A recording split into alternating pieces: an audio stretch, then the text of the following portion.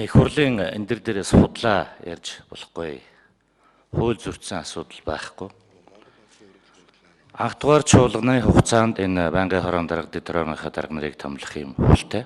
Анх дугаар чуулган дуусаагүй байгаа.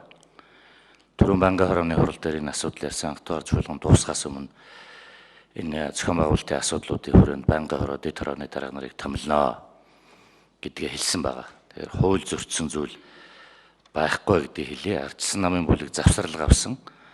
Би хуралдаан даргалагчийн хувьд завсралгын нөгөөд завсралган дуусаад орж ирээд хуралдаа ороод гээд саналаа өгөөд асуултаа асуугаад явж байгаа. Цагаан дээр хараар бичсэн хамгийн анх настай хүн их хурлын анхны хуралдааныг даргална гэж бичсэн байсныг зөрчөөд дараагийн хүнээр нь хурал эхлүүлээд их хурлын дарга тавиад явж байсан явдал бол жинхэнэ хууль зөрчсөн үйлдэл мөн байсан. Өнөөдрийн байнгын хорооны хуралдаан, шуулганы хуралдаанд ямар нэгэн хууль зөрчсөн асуудал байхгүй гэдгийг аль биесээр хэлье.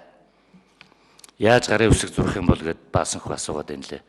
Хуралдаан даргалагч их хурлын гишүүн гээд гарын үсэг зурцсан байж байгаа. Санал өгүүлэн дээр. За эдийн засгийн